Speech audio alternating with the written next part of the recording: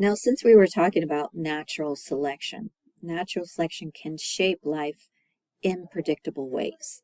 So when organisms face similar environmental pressures or similar challenges, they often evolve along parallel lines or parallel paths. In other words, they're finding the same solution for a challenge. So if they're both exposed to the same challenge, it would kind of make sense that they might come up with the same solution, especially if it's a very good solution. So this is what we call convergent evolution. This is a process in which unrelated organisms independently, right? They independently evolve similar traits. And that's because they adapt to similar environments, or they're using the same type of ecological role, or they're playing that same ecological role. So we have an example here where we have cacti, which are found in the United States and North America, and then we have the euphorbs, which are found in Africa and Asia.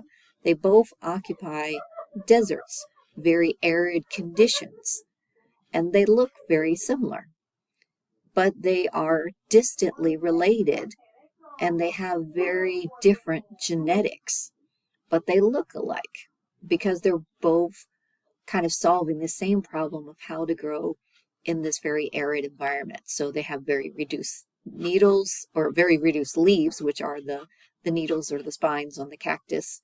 So you don't see very leafy branches or anything like that coming from either one of these, and they have water storing tissues. So they've evolved similar traits, but they are not necessarily, it's not something that has been passed on through their ancestry.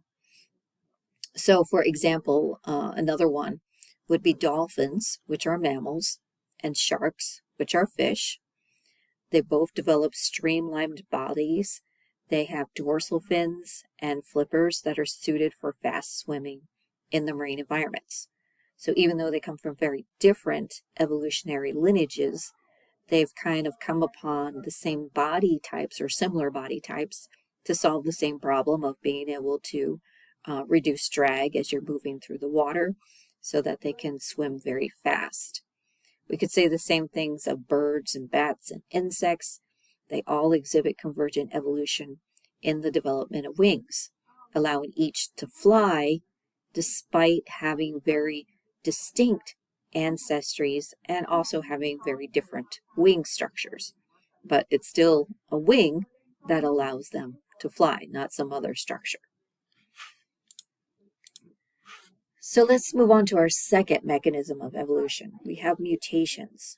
So mutations are changes in the DNA sequence of an organism's genome. We've talked extensively about mutations, right? We've seen what a base pair substitution can do.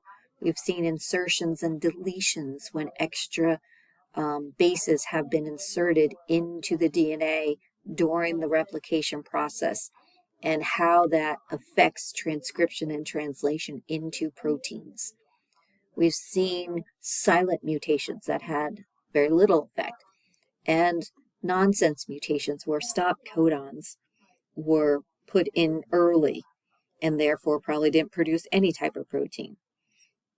So this is what we're talking about with mutations, right? Changes in the DNA sequence.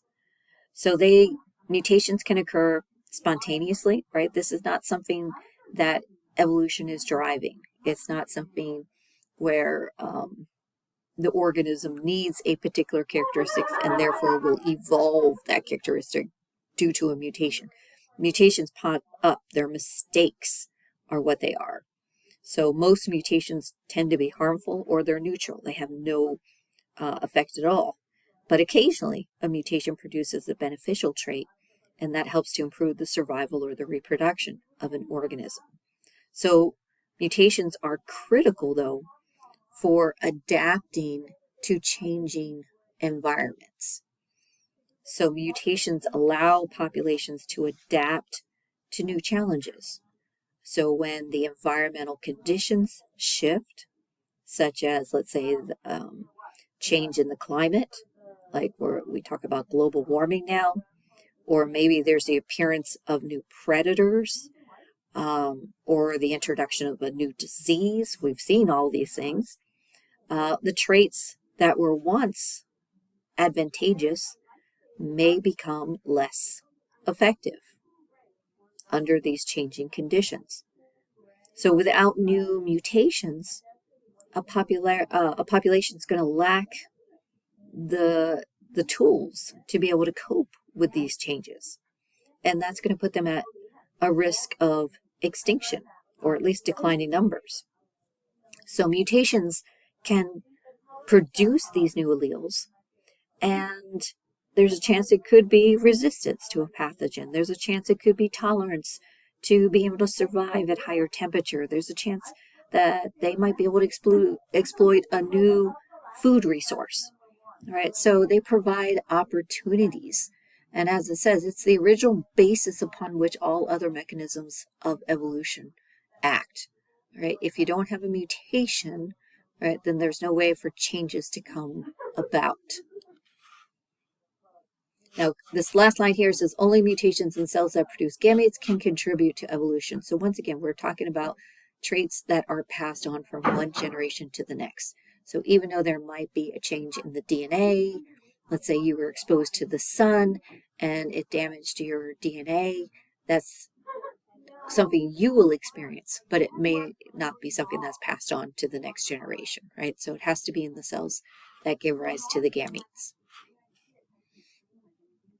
All right, let's talk about our third mechanism of evolution, gene flow. And this is something that we have not discussed yet.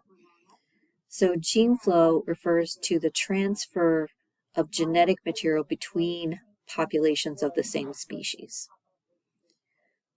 So often this occurs when individuals migrate or immigrate to a new population, and then they reproduce in that new population.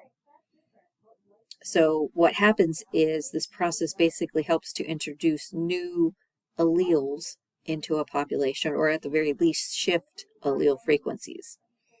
So it's possible that these alleles may have been absent, or maybe they were rare in that population, and now we have new individuals that are bringing in these alleles. So